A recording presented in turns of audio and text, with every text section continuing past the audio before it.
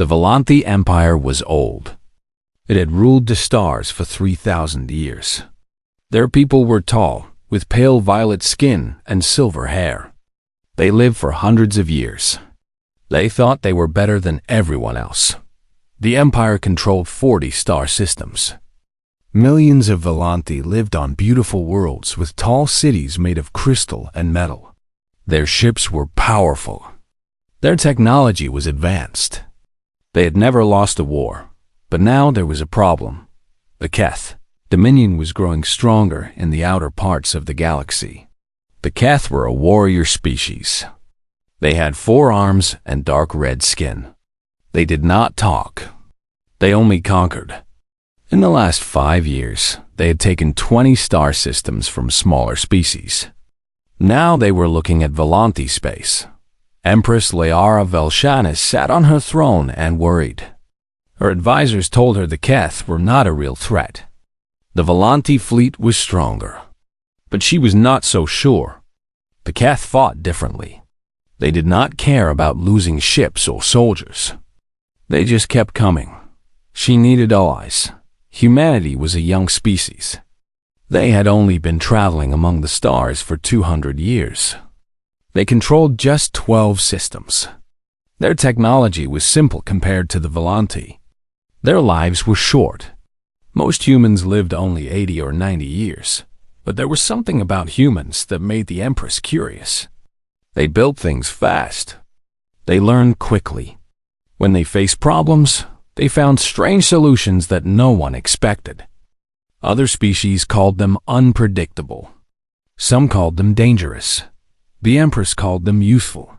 She sent a message to the human government. She proposed a marriage.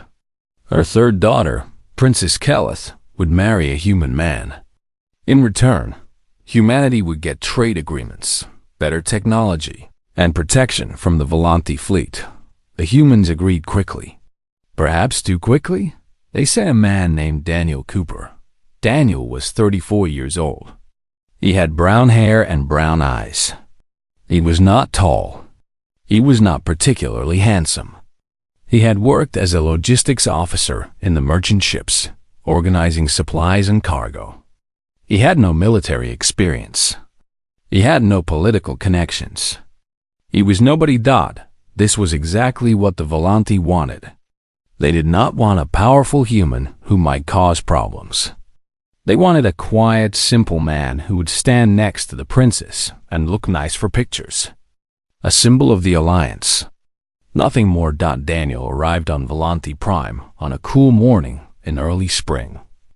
The capital city stretched out below his shuttle, towers of crystal reaching toward the purple sky. Everything was beautiful. Everything was designed to make visitors feel small.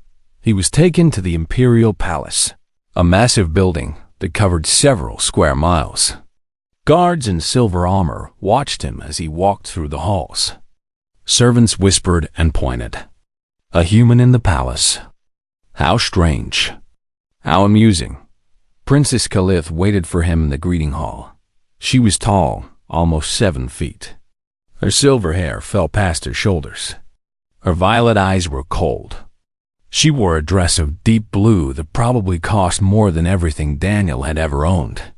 She looked at him the way someone might look at a stain on their shoe. Daniel stopped in front of her and bowed, just as he had been taught. "Your Highness," he said, "I am honored to meet you." Keleth studied him for a long moment.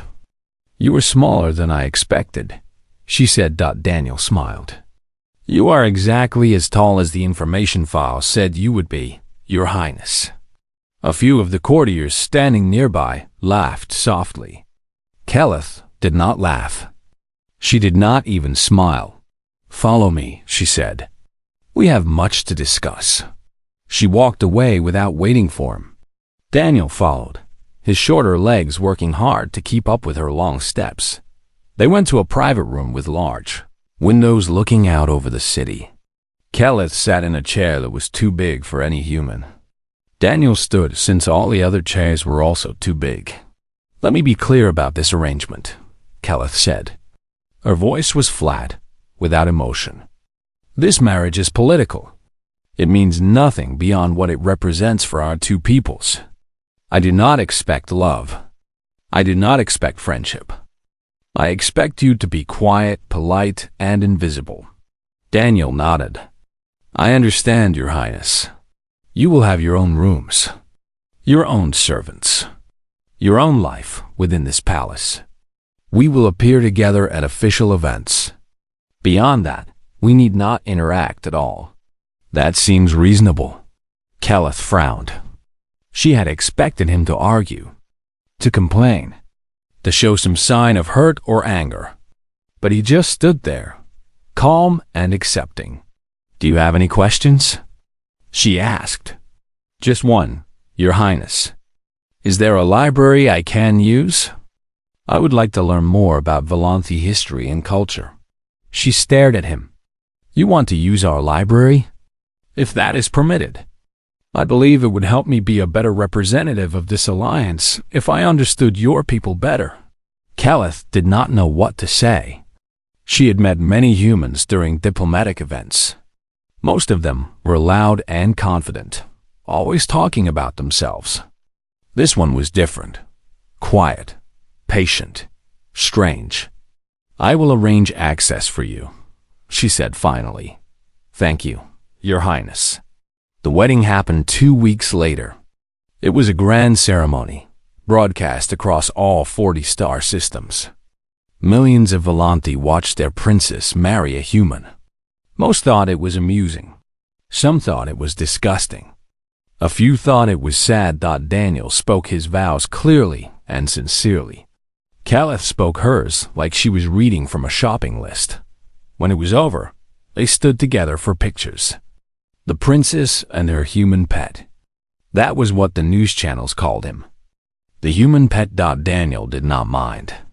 He even called worse things in his life. In the months that followed, he did exactly what he had promised. He was quiet. He was polite. He spent most of his time in the library, reading everything he could find about the Volanthi Empire, its history, its government, its military. The servants who attended him found him strange but pleasant. He learned their names. He asked about their families. He thanked them for everything they did. This was not normal behavior for someone living in the imperial palace. The courtiers ignored him mostly. When they did notice him, they made jokes. The little human. The princess's ornament. The alliance pet. Daniel smiled at their jokes. He never got angry. He never complained. He just watched and listened and learned, because Daniel Cooper knew something that none of them understood. Being underestimated was not a weakness. It was an opportunity. And sooner or later, an opportunity would come. He just had to be patient. 6 months passed. Daniel settled into his strange new life. He woke early each morning, ate breakfast alone, and went to the library. He read for hours. Military history, economic reports, scientific papers. He read everything. The servants thought he was bored. The courtiers thought he was hiding from them. Keleth barely thought about him at all. Then the Keth attacked. It started at the border. 3 Volanthi colonies were hit in the same week. The Keth came with hundreds of ships. They did not negotiate. They did not send warnings. They simply appeared and started killing. The Volanthi fleet responded quickly. Admiral Tovan took the first fleet to defend the border. He was confident. The Volanthi had better ships, better weapons, better training. This would be easy. The Battle of Seranus Prime lasted 4 hours. The Volanthi lost. 12 capital ships were destroyed. 30,000 Volanthi soldiers died. Admiral Torvan barely escaped with his life. The Keth lost ships too, but they did not seem to care. They just kept coming. The Empire was shocked. This was not supposed to happen. The Volanthi did not lose battles. They had not lost a major battle in 500 years, but they had lost this one. Daniel watched the news in his room. He saw the images of burning ships, of escape pods floating in space, of Volante officers with confused and frightened faces. He read every report he could find about the battle. Then he started asking questions. He asked his servants if they knew anyone in the military. He asked the library staff for access to public military records. He asked the guards at his door about their training. Everyone answered him. Why not? He was just a harmless human husband. What could he possibly do with the information? Daniel read the battle reports again and again. Something was wrong. The Volante fleet was stronger. They should have won. But they had been destroyed. Why? He spent 3 days studying everything. He made notes. He drew diagrams. He talked to himself while he paced around his room. On the 4th day, Caliph came to see him. This was unusual. In 6 months of marriage, she had visited his rooms exactly twice. Both times were for official business. She found him sitting on the floor, surrounded by datapads and papers. He looked tired. His hair was messy. He had not shaved in days. What are you doing? She asked. She sounded more curious than angry. Daniel looked up at her. I am trying to understand how the Keth won at Siranis Prime. That is not your concern. Our admirals are studying the battle. Your admirals are wrong. Caliph stepped closer. What did you say? Daniel stood up slowly. He picked up one of his datapads and showed it to her. Look at this. The Keth did not try to match your ships in power. They used small, fast ships in groups.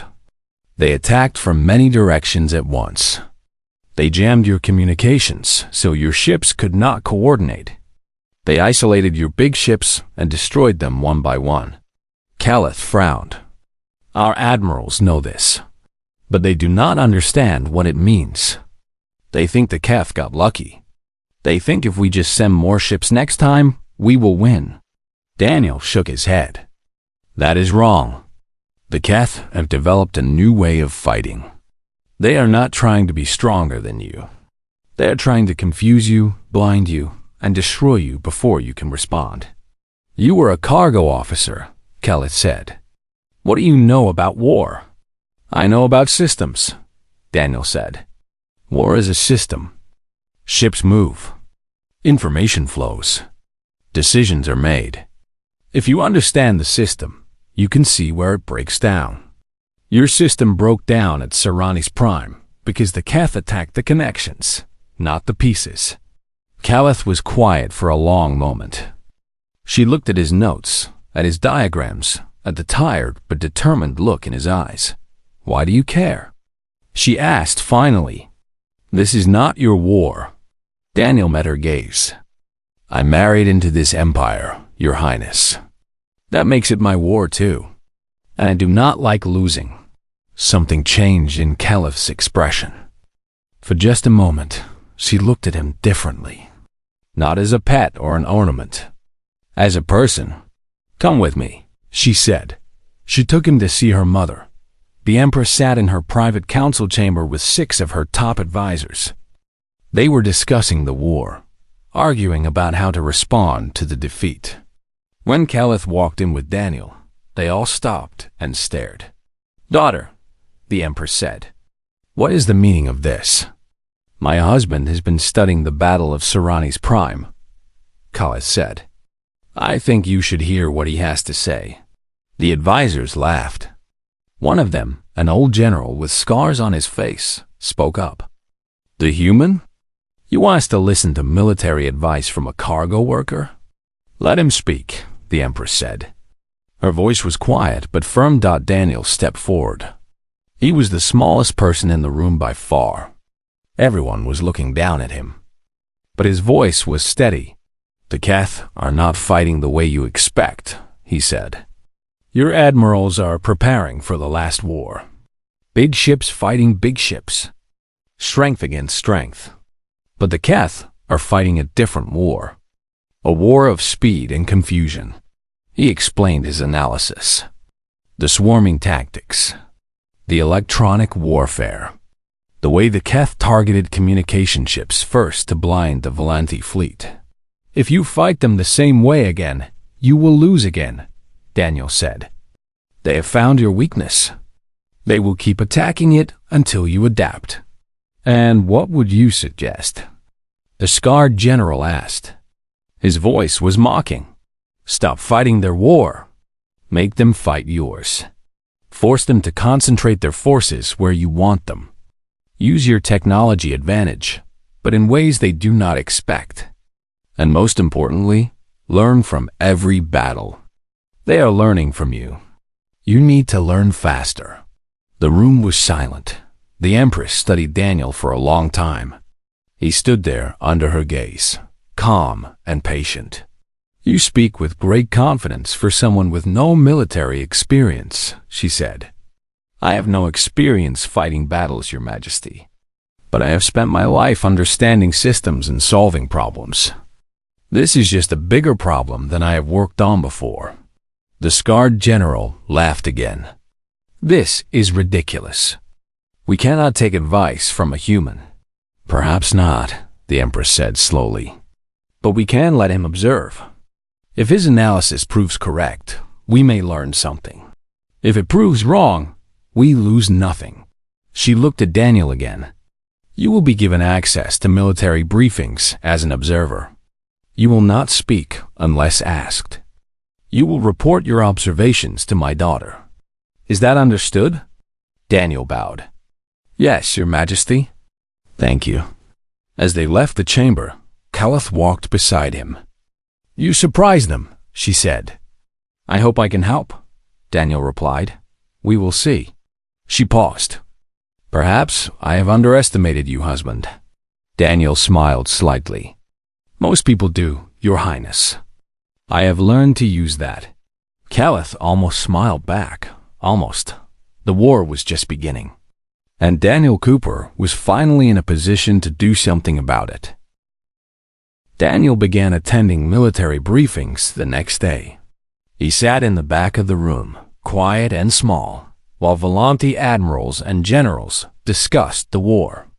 Most of them ignored him. A few gave him angry looks. None of them wanted him there. He did not care. He listened to everything. He watched how they made decisions. He saw the problems they refused to see. The war was going badly. After Serana's prime, the Keth pushed deeper into Volanti space. They took 3 more systems in 2 months. The Volanti fleet fought back, but every battle followed the same pattern. The admiral sent large ships to defend important positions. The Keth swarmed them, jammed their communications, and destroyed them. Daniel wrote reports. He explained what was happening. He suggested changes. He sent everything to Calith, who passed it to her mother. Nothing changed. The admirals refused to listen. They had been winning wars for centuries.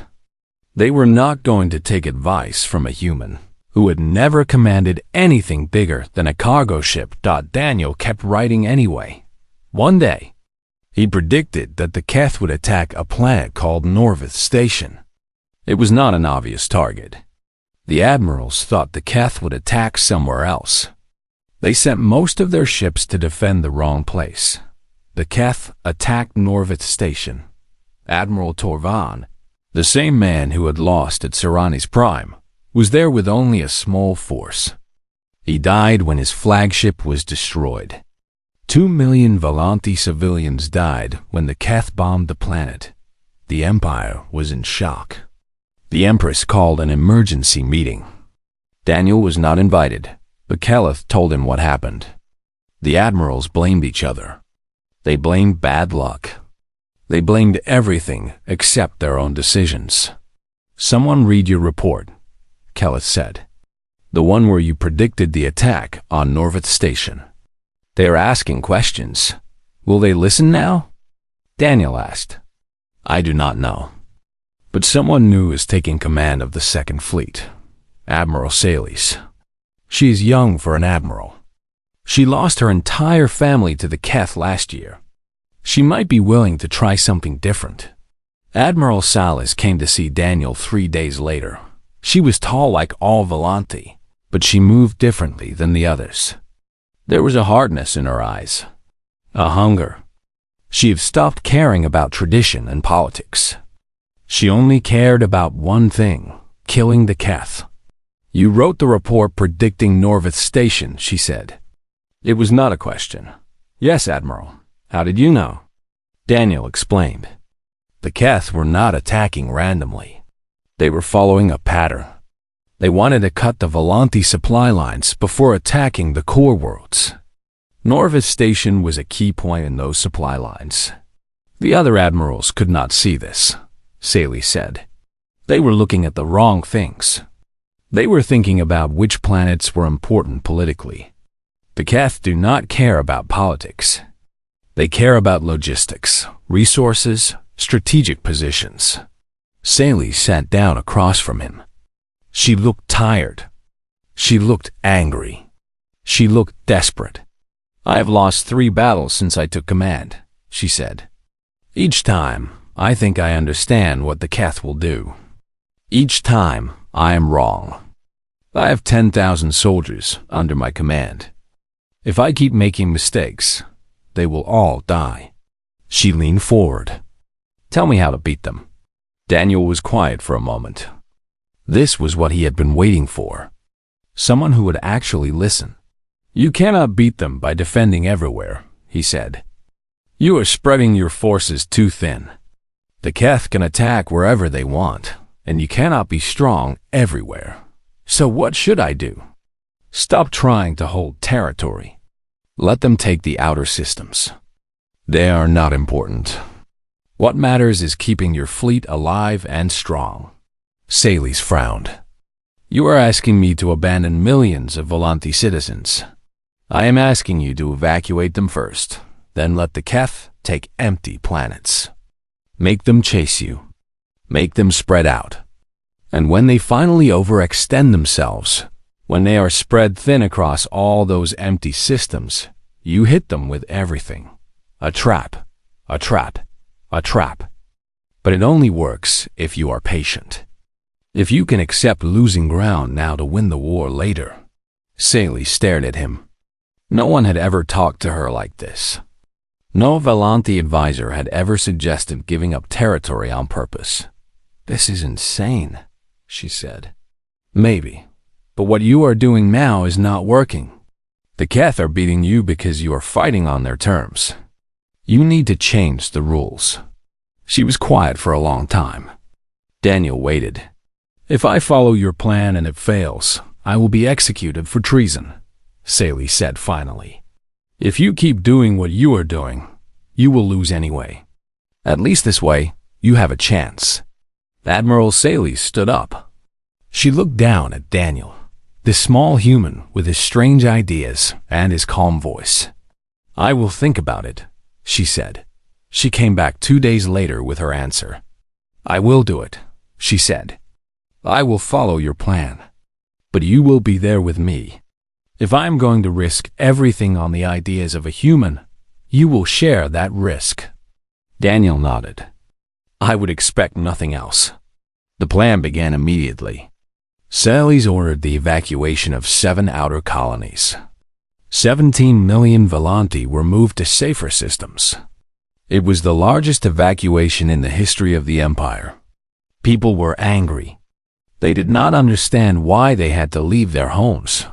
The other admirals were furious. They called Saley's a coward.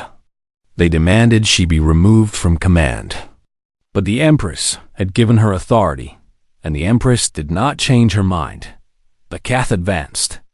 They took the empty colonies one by one. Their confidence grew. They thought the Volanti were broken. They thought the war was almost over.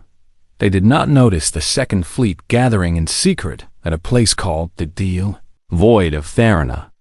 They did not notice that Admiral Saley's had combined her ships with forces from 2 other fleets. They did not notice that the trap was closing. Daniel stood on the command deck of the flagship, watching the preparations.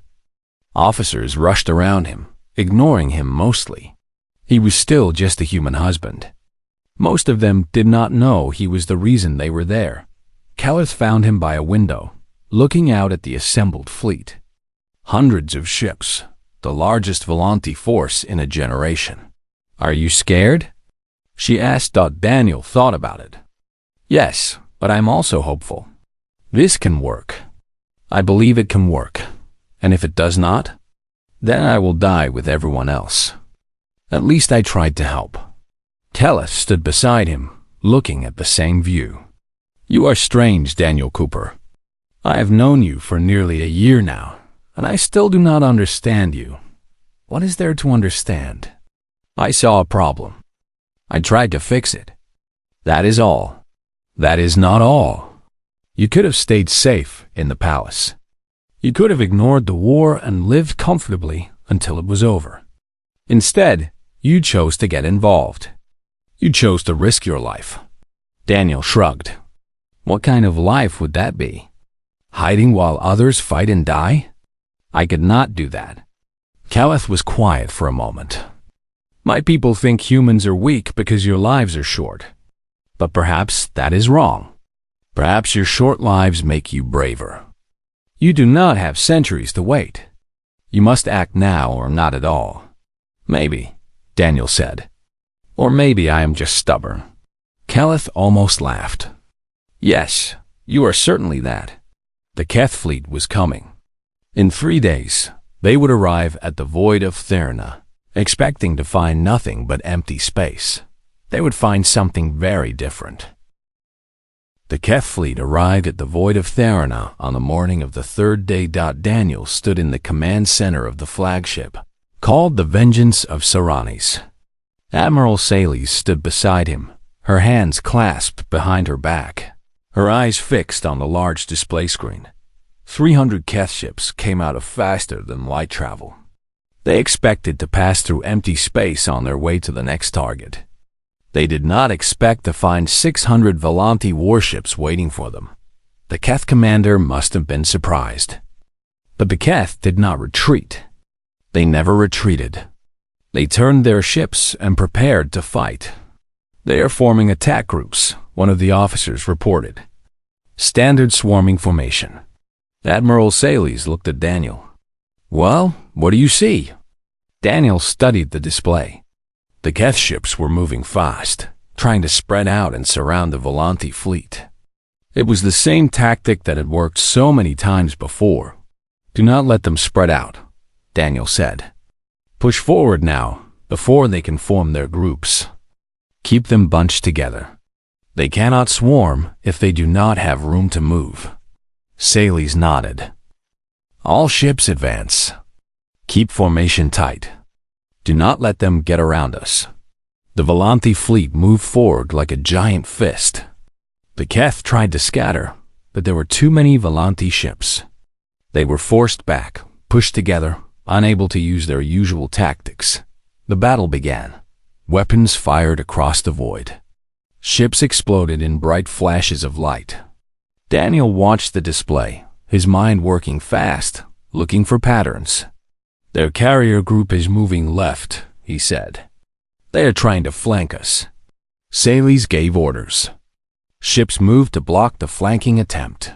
"The command ship is staying back," Daniel said. "They are scared. They did not expect this. Press the center. Make them commit their reserves." More orders. More ships moving. The battle was chaos, but Daniel could see order in the chaos. He could see what the Keth were trying to do and what they were failing to do. The first hour was brutal. Both sides lost ships, but the Volante were winning. Slowly, steadily, they were winning. "They are retreating," an officer said. Surprise was clear in her voice. It was true. The Keth were pulling back. For the first time in the war, they were trying to run away. "Do not let them escape," Daniel said. "If their command ship gets away, they will come back stronger. We have to end this now." Sales gave the order. "All ships pursue. Concentrate fire on the command ship." The Volante fleet surged forward. The Keth tried to cover their retreat, but it was too late. They had lost too many ships. They were disorganized and desperate. The command ship was huge, bigger than anything else in the Keth fleet. It had thick armor and powerful shields. But it was alone now. Its escorts were destroyed or scattered. All batteries on the command ship, Sayles ordered. Fire. Hundreds of weapons fired at once. The command ship's shields held for a moment, then failed. The armor cracked. And then the whole ship exploded in a massive ball of fire. The battle was over. The remaining Keth ships scattered, running in every direction. The Volanthi let most of them go. It did not matter. The Keth fleet was destroyed. Their command structure was gone. They were broken. The command center erupted in cheers. Officers who had never shown emotion were crying with relief. They had won. After months of defeat, they had finally won. Admiral Sayles turned to Daniel. Her face was hard to read, but there was something new in her eyes. Respect. You did it, she said. We did it, Daniel replied. His hands were shaking. He had not noticed until now. Your officers fought brilliantly. Your ship captains made the right decisions. I just helped point them in the right direction. No, Sayles shook her head. I have commanded fleets for 80 years. I have seen many battles. I have never seen anyone read a battlefield like you do. You saw what the Keth would do before they did it. I just pay attention, Daniel said. I watch and listen and think. Anyone could do it. Anyone could do it, Sayles repeated. But no one else did. Until you. News of the victory spread across the empire. For the first time in almost a year, the Volanthi had something to celebrate. The impossible had happened. They had destroyed a Keth fleet. More importantly, they had proven that the Keth could be beaten. In the months that followed, Daniel's strategies were adopted across all Volanthi fleets. He was no longer the human pet, ignored and mocked. Now admirals came to him for advice. Officers studied his battle reports. His methods were taught at military academies. He trained Volanthi commanders in his way of thinking. He taught them to look at the whole system, not just individual pieces. He taught them to predict what the enemy would do by understanding what the enemy wanted. Some of them hated him for it. They did not want to learn from a human. They resented that this small, short-lived creature knew more about war than they did, but many more respected him. They saw the results. They saw how his methods worked. They did not care where the ideas came from. They only cared about winning. The war turned around completely. The Volanthi fleet went on the offensive. They took back the colonies they had lost. They pushed into Keth territory. Battle after battle, they won. Daniel was there for many of those battles. He stood in command centers, watching displays, offering suggestions. He never gave orders. He was not a soldier, but his words carried weight now. When Daniel Cooper spoke, admirals listened. The Keth tried to adapt. They changed their tactics. They developed new weapons. But every time they tried something new, the Volanthi were ready. Daniel had taught them how to learn, how to change, how to stay one step ahead. Finally, after 2 years of fighting, the Volanthi fleet reached the Keth home world. Daniel stood on the flagship, looking at the planet on the display. It was a harsh world, covered in red deserts and black mountains. Billions of Keth lived there. This was where the war would end. Admiral Sayles stood beside him. She was different now, harder, more confident. 2 years of victory had changed her. We could destroy them all, she said. Bomb their cities. Break their fleet. End the Keth forever. Daniel shook his head. That is not victory. That is just revenge. They killed millions of our people. And we have killed millions of theirs. If we destroy their world, we become the monsters. We prove that we are no better than them. Sayles frowned. Then what do you suggest? Blockade. Cut off their supplies. Force them to negotiate. Give them a chance to surrender. They have never surrendered. They do not know how. Then they will learn. Or they will starve. Either way, we win without becoming what they are. Sally's was quiet for a long moment. Then she nodded slowly. You have taught us how to fight, she said. Now you are teaching us how to win. Perhaps they are not the same thing. No, Daniel agreed. They are not. The blockade lasted 3 months. The Keth fought at first, sending small fleets to break through. But each attempt was crushed. Eventually, they stopped fighting. The Keth leaders sent a message. They wanted to talk. Daniel Cooper, the human who was supposed to be nothing, had conquered a war. The peace treaty was signed on Volanti Prime. Daniel watched from the back of the Great Hall as the Keth delegation entered. They were smaller than he expected. Shorter than the Volanti, though still taller than humans. Their 4 arms moved nervously at their sides. Their dark red skin looked dull under the palace lights. They looked defeated. Because they were. The Empress sat on her throne, surrounded by her advisors and guards. She looked older than she had 2 years ago. The war had aged her. But there was satisfaction in her eyes. Her empire had survived. Her people were safe. The Keth leader spoke words of surrender. His voice was rough and bitter. He agreed to give up all conquered territory. He agreed to pay reparations. He agreed to limit his military. He agreed to everything. When it was over, the Empress stood. This war has cost both our peoples greatly, she said.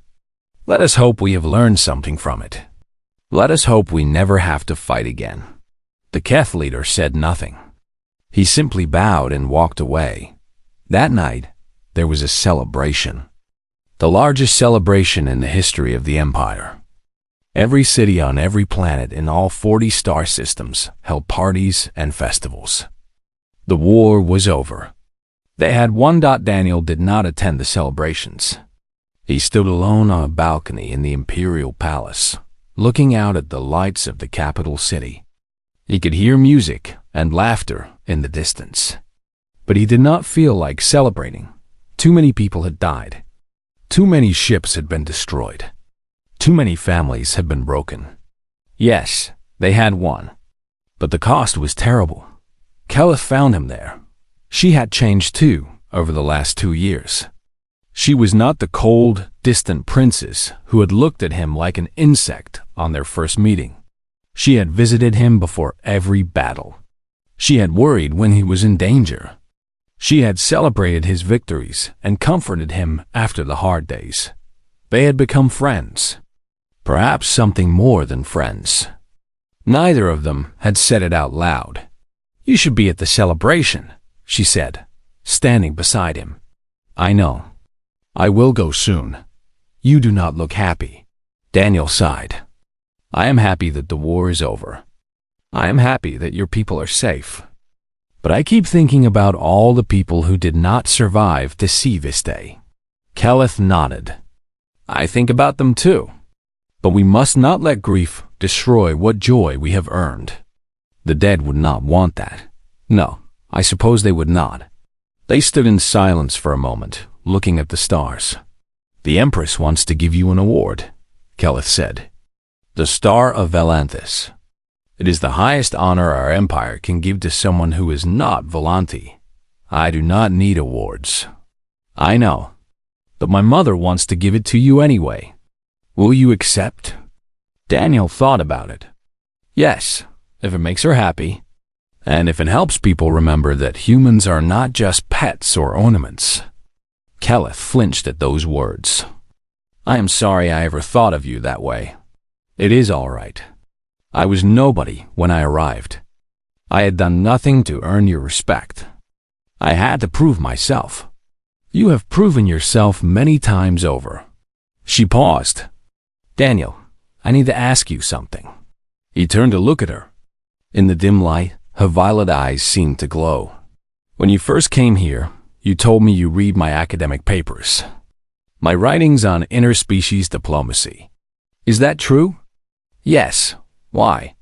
Daniel smiled slightly. Because I wanted to understand the person I was going to marry. And because your ideas were interesting. You believed that different species could work together. That we could be stronger together than apart. I thought that was beautiful. Caliph looked at him for a long moment. You are the strangest being I have ever met. You have told me that before. I know. But now I mean it differently. She took a breath. This arrangement between us. This marriage. It was supposed to be political. Nothing more. I remember. I want to change that. Daniel felt his heart beat faster. What do you mean? Caliph took his hand in hers. Her fingers were longer than his, her skin cool and smooth. But her grip was warm. I want this to be real, she said. I want us to be partners. Not because of politics. Not because of treaties. Because I choose you. Because I have come to care for you. Daniel looked at their joined hands, then at her face. She was nervous. He could see it in her eyes. The proud Volanthi princess, afraid that a human might reject her. He squeezed her hand gently. I have cared for you since the beginning, he said. I just never thought you would feel the same way. I did not. Not at first. You were so small and strange. So different from everything I knew. She shook her head. But you showed me something I had never seen before. Courage without pride. Wisdom without arrogance. Strength without cruelty. You taught my people how to win a war, but you also taught me how to see beyond my own assumptions. I am still small and strange, Daniel said, double quotes, yes, but now I love you for it. She had said it. The word neither of them had spoken before. Love. Daniel felt something break open inside him. Something he had kept locked away since the moment he arrived on Volanthi Prime. He had told himself not to hope for this. He had told himself it was impossible. But here it was, happening anyway. I love you too, he said. Keleth smiled. It was the most beautiful thing he had ever seen. Then let us start again, she said. Not as a princess and her political husband, but as two people who chose each other. I would like that. She leaned down and kissed him. It was their first real kiss. Not the formal kiss at their wedding, performed for the cameras. This was real. This was theirs. When they pulled apart, Daniel was grinning. What is so funny? Caliph asked. I was just thinking about all the people who called me the princess's pet. The alliance ornament. I wonder what they will say now. They will say that the princess fell in love with her human husband. Some will be shocked. Some will be angry. Some will say I have lost my mind. And what will you say? Caliph lifted her chin with the pride of 1,000 generations of Volanthi royalty. I will say that I found the most remarkable person in the galaxy, and I was smart enough to keep him. Daniel laughed. It was the first time he had really laughed in a very long time. Below them, the city celebrated. Above them, the stars shone cold and bright. Somewhere out there, the Human Federation was waiting to hear the full story of how one of their own had helped save an empire.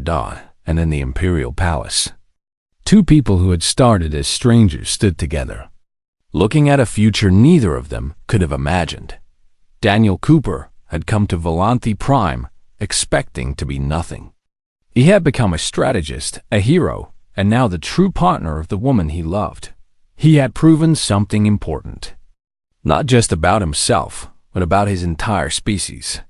Humans were not weak because their lives were short. Humans were strong because they knew how precious every moment was. They did not wait. They did not hesitate. They acted, they fought, they loved with everything they had. The galaxy would remember this. When the stories were told about the Great War and the human who turned the tide, people would understand something new about humanity. They would understand that humans were never to be underestimated again. The end.